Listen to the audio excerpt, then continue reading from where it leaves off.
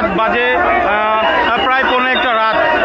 আপনারা দেখতে পাচ্ছেন যে এত রাতেও কিন্তু শীতের ভিতরেও এই 300 ফিটে তারেক রহমানের যেখানে আসলে আগামীকাল সকালবেলা ঠিক আনুমানিক 11:55-তে তারেক রহমান এয়ারপোর্টে ল্যান্ড করবে তার প্লেনটি, এবং তার আগেই আপনারা দেখতে পাচ্ছেন যে আসলে তারেক রহমানের যেই সকল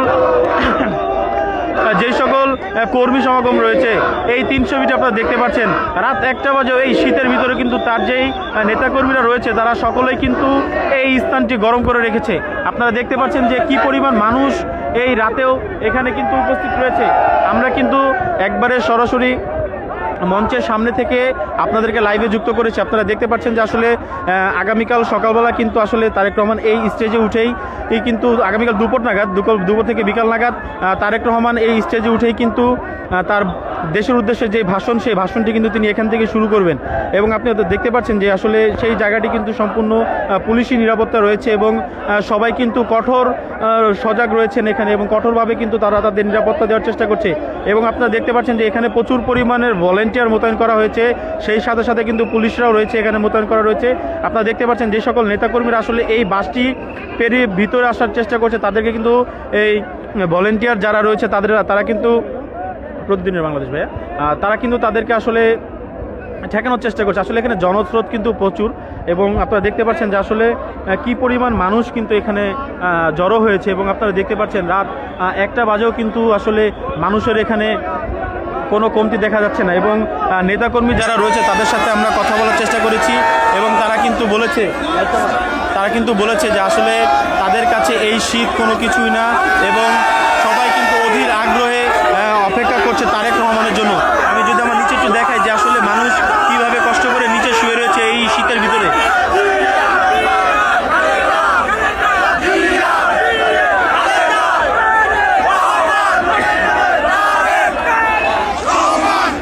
দর্শক আপনারা দেখতে পাচ্ছেন যে আসলে এই শীতকে উপেক্ষা করে কিন্তু আসলে লক্ষ লক্ষ মানুষ কিন্তু 300 ফিটে অবস্থান করছে এবং তার এক পাশ দিয়ে কিন্তু সীমিত আকারে যান চলাচল করছে। এবং আপনারা দেখতে পাচ্ছেন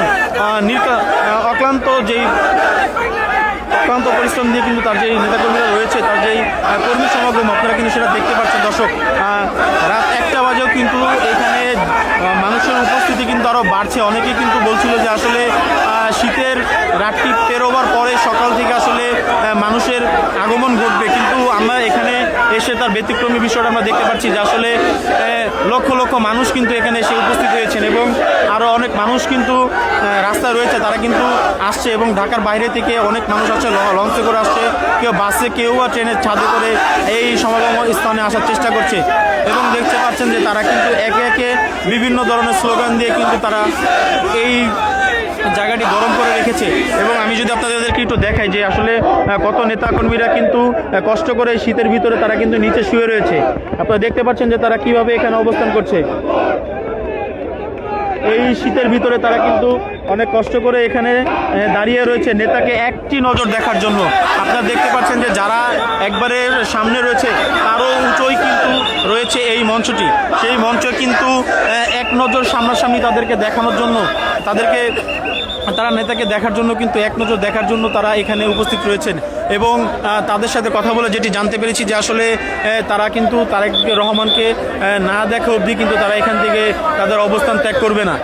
সেই সাথে দেখতে পাচ্ছেন যে আসলে যারা অতি উৎসাহিত যে সকল কর্মীরা রয়েছে তারা কিন্তু আসলে উৎসাহের সাথে উপরে উঠে যাচ্ছে বারবার ছবি তোলার জন্য। এবং ভলেন্টিয়ার ভাইরা যারা আছে তারা কিন্তু এই জিনিসটা কঠোরভাবে হিমশিমকেও কিন্তু কঠোরভাবে তারা এটাকে প্রতিরোধ করার চেষ্টা করছে। আপনারা দেখতে পাচ্ছেন যে বাসের ব্যারাটি দেওয়া সত্ত্বেও কিন্তু অনেক নেতাকর্মীরা চাচ্ছে যে আসলে একটি ছবি তোলার জন্য।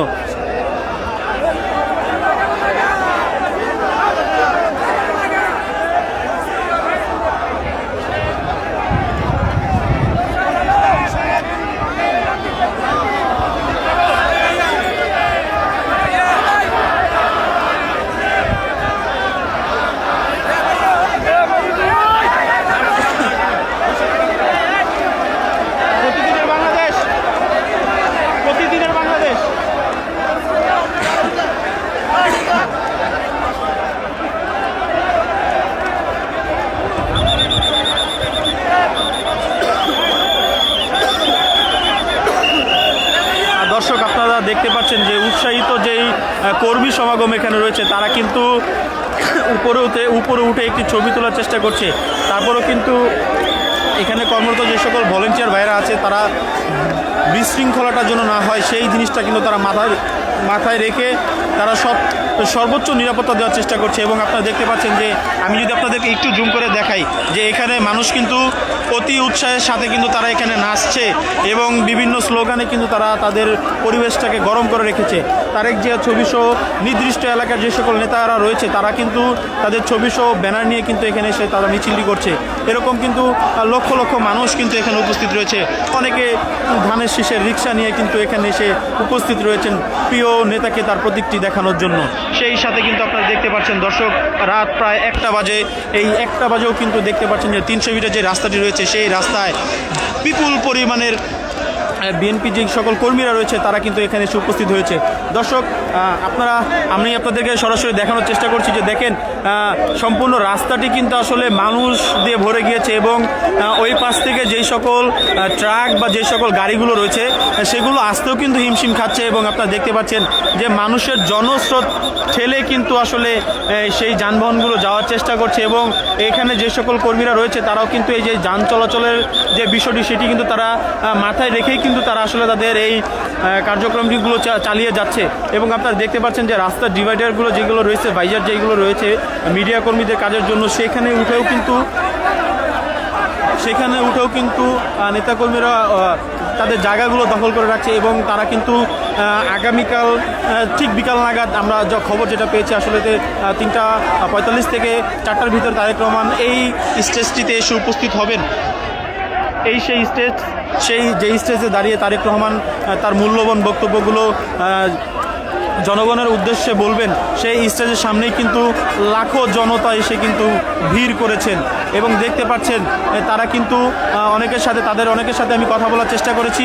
তারা কিন্তু বলেছে যে যতই শীত হোক না কেন তারা এখান থেকে যাচ্ছে না, তারা এখান থেকে যাবে না। তারা গতকাল বিকেল বা সন্ধ্যা যখনই হোক না কেন এক নজর তারেক রহমানকে দেখার জন্য কিন্তু তারা এখানে এসে উপস্থিত হয়েছেন এবং তারা তারেক রহমানের সাথে এক নজর দেখা দিয়ে এবং তারেক রহমানের যে মূল্যবান বক্তব্যটি রয়েছে সেই বক্তব্য নিয়ে কিন্তু তারা এখান থেকে তাদের গন্তব্যস্থলে কিন্তু তারা চলে যাবে। কিন্তু তারেক রহমানকে না দেখা অবধি কোনো নেতাকর্মীরা এখান থেকে যেতে নারাজ। আমি যদি আমার বিপরীত পাশগুলোতে একটু আপনাদেরকে দেখাই যে আসলে কত নিরাপত্তার সাথে কিন্তু তারেক রহমানের যে স্টেজটি রয়েছে সেটিকে নিরাপত্তা দেওয়া হচ্ছে এবং আপনারা দেখতে পাচ্ছেন যে প্রচুর পরিমাণে কিন্তু ভলেন্টিয়ার এখানে মোতায়েন করা হয়েছে এবং তারা কিন্তু এই বিশৃঙ্খলা এড়ানোর জন্য কিন্তু তারা তাদের নিরাপত্তা চাদর কিন্তু আরও বেশি করে কঠোর করে বাড়াচ্ছে। এবং আপনারা দেখতে পাচ্ছেন যে স্টেজের চারপাশে যে বাসটি দেওয়া রয়েছে সেই বাসের এই পারের জন্য কোনো কর্মীরা জন্য উঠতে না পারে সেই জন্যই কিন্তু তারা এখানে যারা ভলেন্টিয়ার রয়েছে তারা কিন্তু এখানে উপস্থিত রয়েছে। এবং দেখতে পাচ্ছেন তার অপোজিট সাইডেই কিন্তু লক্ষ লক্ষ নেতাকর্মীদের ভিড় কিন্তু আমরা দেখতে পাচ্ছি। এবং আপনারাও কিন্তু দেখতে পাচ্ছেন যে সবাই কিন্তু নিজ নিজ অবস্থান থেকে কিন্তু স্লোগান দিয়ে কিন্তু জায়গাটিকে তারা গরম করে রেখেছে। এবং আপনারা দেখতে পাচ্ছেন দর্শক রাস্তার ডিভাইডারের মাঝখানে যে জায়গাগুলো রয়েছে মিডিয়া কর্মীদের জন্য সেখানেও কিন্তু প্রচুর পরিমাণ নেতাকর্মীদের কিন্তু উপস্থিত আমরা দেখতে পাচ্ছি। সেই সাথে আপনারা দেখতে পাচ্ছেন যে আসলে রাত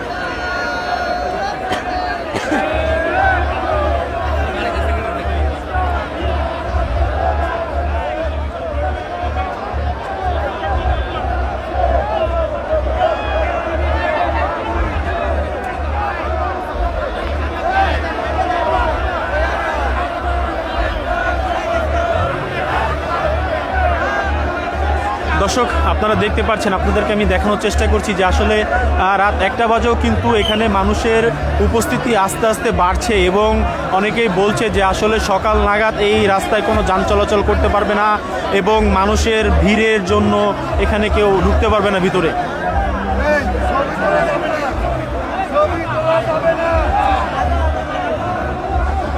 আপনারা দেখছেন যে স্টেজের সামনে যে সকল কর্মীরা উপস্থিত রয়েছেন আগামীকাল নেতাকে দেখার জন্য, তারা কিন্তু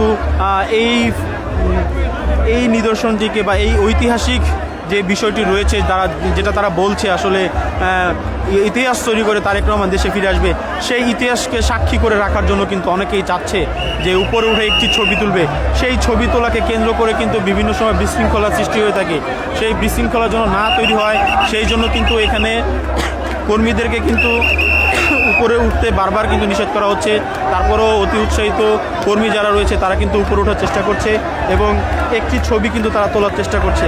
এবং আপনারা দেখতে পাচ্ছেন যে বিভিন্ন অঞ্চল থেকে বিভিন্ন কর্মীরা কিন্তু এখানে এসে উপস্থিত হয়েছেন এবং বিভিন্ন জন কিন্তু বিভিন্ন ধরনের ড্রেস কোড ব্যবহার করে তারা আসছে। কেউ কারো মাথায় রয়েছে টুপি, কেউ পরে এসেছে নির্দিষ্ট ব্যানারের গেঞ্জি এবং অনেকে দেখতে পাচ্ছেন যে আসলে তাদের যেই নির্দিষ্ট এলাকার নেতা রয়েছে সেই এলাকার নামসহ কিন্তু তারা স্লোগান দিচ্ছে। এবং এই ভিড়টি যে ভিড়টি আপনারা দেখতে পাচ্ছেন, আচ্ছা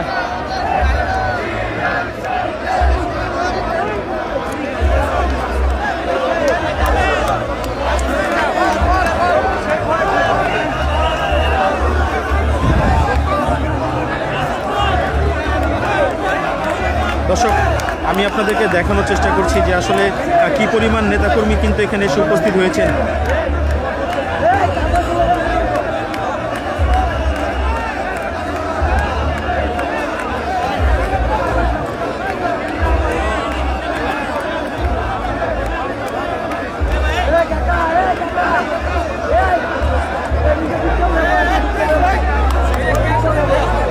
জি জি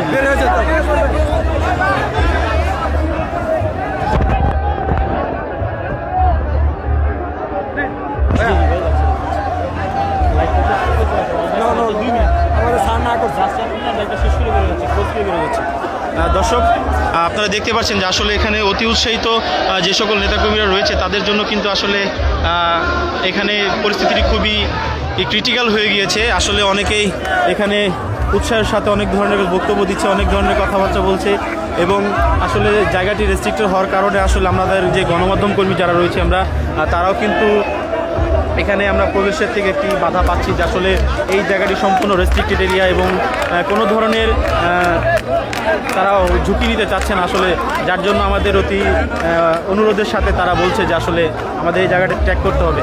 যাক দর্শক, প্রতিদিনের বাংলাদেশের ফেসবুক পেজ থেকে যারা আমার সাথে এতক্ষণ যুক্ত ছিলেন, আমি চেষ্টা করেছি রাত 1টা বাজেও আপনাদেরকে লাইভে যুক্ত করে আপনাদেরকে এই 300 ফিটের এই গভীর রাতে 300 ফিটে আপনাদেরকে সর্বশেষ বক্তব্যটি জানানোর জন্য, সর্বশেষ পরিস্থিতি জানানোর জন্য।